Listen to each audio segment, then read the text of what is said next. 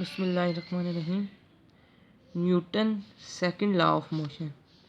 इससे पहले हमने Newton first law of motion पढ़ा था। वो ये था कि कोई भी बॉडी अगर रेस्ट पे हुई या मोशन पे हुई, वो उस वक्त तक रेस्ट या मोशन की पोजीशन पे ही रहेंगे जब तक कि हम उस पर कोई एक्सटर्नल फोर्स अप्लाई नहीं करेंगे। अब आ गया Newton second law of motion. इसकी स्टेटमेंट पढ़ती हैं, when a net force acting on a body, it produces an acceleration in the body in the direction of net force। यानी फर्स्ट लॉ में हमने ये पढ़ा था कि उस वक्त तक वो अपनी पोजीशन यानी कंटिन्यू रहेंगे जब तक कि एक्सटर्नल फोर्स एक्ट नहीं होगी। अब इस केस में एक्सटर्नल फोर्स एक्ट हो गई है, यानी ये डील कर रही है कि नेट फोर्स के साथ। अब नेट फोर्स में एक्शन कर गई है, यानी अब वो नेट फोर्स एक्ट हुई तो उसने क्या किया, एक्सेलरेशन प्रोड्यूस किया। तो the magnitude of this acceleration is directly proportional to the force and inversely proportional to the mass of the body।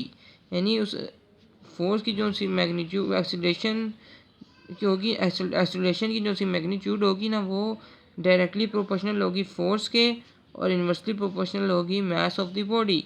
यानी अब इसके कुछ समझते हैं कि directly proportional to the net force acting on a body क्या है, यानी ये एक्सीलरेशन क्या है, ए, और डायरेक्टली प्रोपोर्शनल को हम इस तरह शो करते हैं, यानी a is directly proportional to F. Inversely proportional to its mass क्या है, यानी ए इन्वर्सली प्रोपोर्शनल यानी 1 से डिवाइड हो रहा हो, यानी a is inversely proportional to m s m, यानी या फिर a is directly proportional to 1/m। इस तरह भी पढ़ सकते हैं, लेकिन इसको हम इस तरह पढ़ेंगे कि a is inversely proportional to mass यानी m, a acceleration mass m. इस केस में ए एक्सेलरेशन फोर्स एफ, ये इसकी डेफिनेशन का ये दो, ये डायरेक्टली प्रोपोर्शनल है और ये इन्वर्सली प्रोपोर्शनल है। अब आपको एग्जांपल से इसकी डेफिनेशन समझ आएगी कि क्या कहता है। अब एग्जांपल देखते हैं। अब ये मेरे पास एक मास है, यानी स्मॉल मास है। इसका मास अगर हम कर लें तो 1 kg यानी 1 किलोग्राम का मास है, या उससे भी कम, 1/2 किलोग्राम का मास। उस पर मैं जब फोर्स अप्लाई करूँगा, यानी इसको समझ लें इस वक्त ये फुटबॉल है, इस पर जब मैं फोर्स अप्लाई करूँगा तो इसमें चेंज आएगी, यानी ये रेस्ट पे क्या होगी, चेंज होगी, यानी ये फुटबॉल मोशन में आ गया ना। तो अब देखें एक्सीलरेशन क्या है, the rate of change of velocity. अब इस पोजीशन पे रेस्ट पे उसकी वेलोसिटी क्या थी, एक्सीलरेशन वी एफ। एक्सीलरेशन का फार्मूला क्या है, वी एफ माइनस वी आई, यानी change in velocity divided by T. अब वेलोसिटी में चेंज किस तरह है, ये इसका रेस्ट है, रेस्ट पोजीशन यानी ये 0 पे है। अब जैसे ही मैंने फोर्स अप्लाई की, इस पर एक्सेलरेशन आ गई, ये इसकी इनिशियल वेलोसिटी थी 0, अब ये आ गई इसकी फाइनल वेलोसिटी, यानी वी एफ माइनस वी आई। अब देखें इसकी वेलोसिटी में चेंज हो गया ना, ये 0 थी तो अब इसमें वेलोसिटी थोड़ी चेंज हुई, तो हम क्या करेंगे, सीधा इसकी एक्सेलरेशन। अब देखें फोर्स मैंने ये इसको स्मॉल फोर्स, इसको मैंने क्या किया, स्मॉल फोर्स अप्लाई की, उसमें एक्सेलरेशन स्मॉल हुई। क्या मतलब, अब देखें अब हल्का सा फुटबॉल को किक करेंगे, यानी पास किक मारेंगे तो वो हल्का सा मूव होगा, तो इसका क्या मतलब है कि स्मॉल फोर्स स्मॉल एक्सेलरेशन। इस केस में हम क्या कहते हैं, फर्स्ट केस में कि स्मॉल फोर्स है और स्मॉल एक्सेलरेशन है। देखें अब डायरेक्टली प्रोपोर्शनल है ना, अगर स्मॉल फोर्स होगी तो स्मॉल ही एक्सेलरेशन, स्मॉल एक्सेलरेशन हुई तो स्मॉल ही फोर्स होगी। अब इस केस में क्या होगा दूसरे में, अब यही फुटबॉल है जो सब पहले केस में था, यानी इन दोनों का मैच इस वक्त क्या है, सेम है। अब इसमें ना ज़्यादा फोर्स में अप्लाई करूँगा, यानी इसमें ज़्यादा फोर्स मैंने अप्लाई की और तो एक्सीलरेशन भी मुझे ज़्यादा मिलेगी। आप फुटबॉल देखते होंगे जब वो गोल कीपर किक बहुत ज़ोर से उसको फुटबॉल को जब किक मारता है तो फुटबॉल बड़ा दूर जाता है, किस वजह से, क्योंकि उसकी फ़ोर्स ज़्यादा होती है। अब उसकी फ़ोर्स ज़्यादा हुई, उसकी फ़ोर्स ज़्यादा हुई तो उसमें एक्सेलरेशन ज़्यादा प्रोड्यूस हुई। तो अब हम कह सकते हैं ना कि acceleration is directly proportional to force, यानी जितनी ज़्यादा फोर्स होगी उतनी ज़्यादा एक्सेलरेशन होगी, जितनी कम फोर्स होगी उतनी ज़्यादा कम एक्सेलरेशन होगी। इस केस से आपको समझ आ गई होगी ये एग्जांपल, इसकी थर्ड एग्जांपल। यानी अब मैंने इसके पहले केस में यानी कम फोर्स लगाई, कम एक्सेलरेशन प्रोड्यूस हुई, ज़्यादा फोर्स लगाई, ज़्यादा एक्सेलरेशन प्रोड्यूस हुई। अब ये कॉन्सेप्ट मुझे लगता है आपको समझ आ गई होगी कि ए डायरेक्टली प्रोपोर्शनल है फोर्स के, एफ के। अब ये वाली चीज़ समझते हैं, ये तो समझ आ गया कि जितनी ज़्यादा फोर्स होगी जितनी उतनी ज़्यादा एक्सेलरेशन होगी। अब ये acceleration is inversely proportional to 1/m। अब यानी अब देख लें, मिसाल के तौर पर जितनी ज़्यादा एक्सेलरेशन होगी ना उतना मास कम होगा, या जितना मास बढ़ेगा उतनी ज़्यादा एक्सेलरेशन कम होगी। अब ये समझें, अब ये मेरे पास मास है, इसका केजी है, पत्थर एक 2 kg इसका वज़न है, यानी कम है, यानी हल्का वज़न इसको हम कर देते हैं। यानी इसमें मैंने 2 छोटी फोर्स लगाई, यानी कम फोर्स लगाई। या मिसाल के तौर पर बंटा एक होता है, बंटे खेलते हैं होते हैं ना छोटे, उनके पास वो बंटा कितना स्मॉल सा होता है, या स्मॉल बॉल जो सी होती है। अब उसमें थोड़ी सी भी मैं फोर्स लगाऊंगा ना तो उसमें एक्सीलरेशन इतनी ज़्यादा, यानी वो बहुत ज़्यादा मूव होगी। यानी छोटी बॉल जितनी आपके पास है उसको मैंने जब भी फोर्स हल्की सी भी फोर्स लगाऊंगा ना तो वो बॉल बहुत ज़्यादा मूव करेगा। यानी उस कम फोर्स के मुकाबले में वो ज़्यादा एक्सीलरेशन प्रोड्यूस करेगा, क्योंकि उसमें मैस कम है। इस वजह से देखें, अब इस केस में क्या हुआ, मैस कम है तो एक्सीलरेशन क्या हुई, ज़्यादा हुई। अब देखें, एक्सीलरेशन ज़्यादा है तो मैस कम हो गया ना, यानी मैस की कमी की वजह से एक्सीलरेशन ज़्यादा प्रोड्यूस हुई। अब ऊपर हमने कहा था कि जितना ज़्यादा फोर्स लगाएंगे उतनी ज़्यादा एक्सीलरेशन लगाएंगे, लेकिन इस केस में तो हमने फोर्स कम लगाई और एक्सीलरेशन ज़्यादा प्रोड्यूस हुई। क्यों, इसका मैस कम था, इस वजह से वो हम एक्सीलरेशन को कहेंगे कि इन्वर्सली प्रोपोर्शनल है। अब ये मेरे पास इस चौथी एग्जांपल देख लें कि अब देखें स्मॉल फोर्स है और लार्ज एक्सीलरेशन प्रोड्यूस कर रहा है। अब इसी तरह ऊपर large force large acceleration produce कर रहा था, यहाँ पे small force small acceleration produce कर रहा था।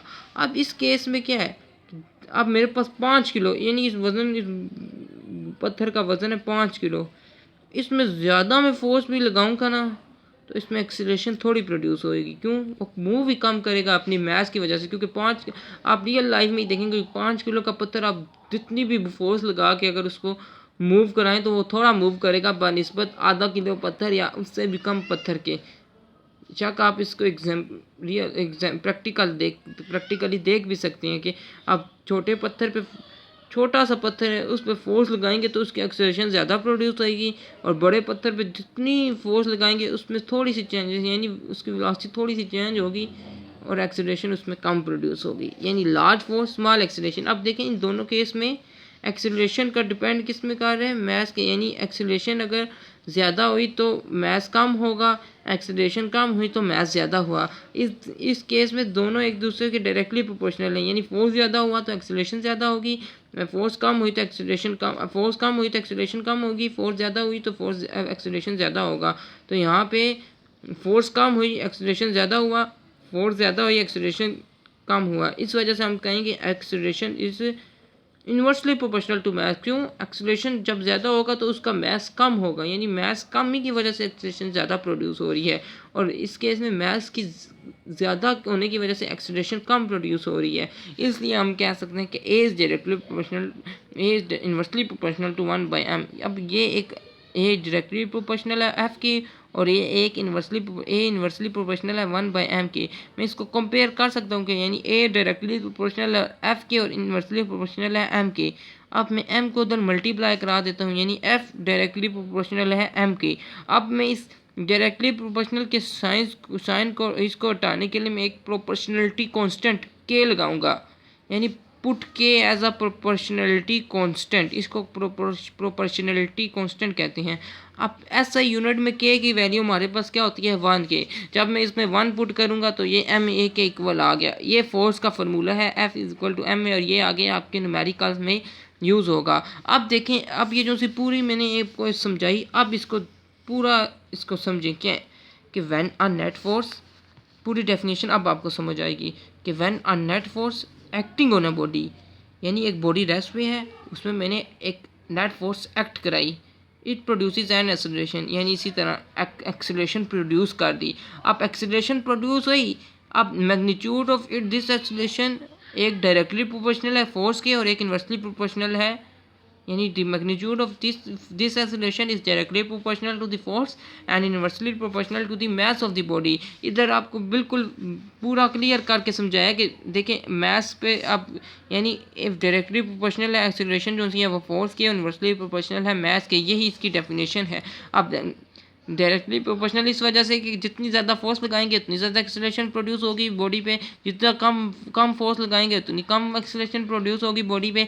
इसी तरह मैथ्स वाली केस में अब मैथ्स कम होगा तो एक्सेलरेशन ज़्यादा प्रोड्यूस होगी, फोर्स कम यानी फोर्स कम लगाएंगे कम मैथ्स पे तो एक्सेलरेशन ज़्यादा प्रोड्यूस होगी। अगर ज़्यादा मास होगा तो एक्सीलरेशन कम प्रोड्यूस होगी, क्योंकि एक्सीलरेशन कम हुई तो मास बढ़ा, मास कम हुआ तो एक्सीलरेशन बढ़ा। इस वजह से हम ए इनवर्सली प्रोपोर्शनल है 1/m के, और ये इसका formula F is equal to m में आ गया। अब फोर्स का यूनिट देखते हैं, यूनिट क्या है। हम कहते हैं कि हमने ऐसा यूनिट में पढ़ा था कि F, ये अब फार्मूला है ना F is equal to m में, तो हमने पढ़ा था कि फोर्स की यूनिट क्या है 1 न्यूटन, यानी न्यूटन के इक्वल है।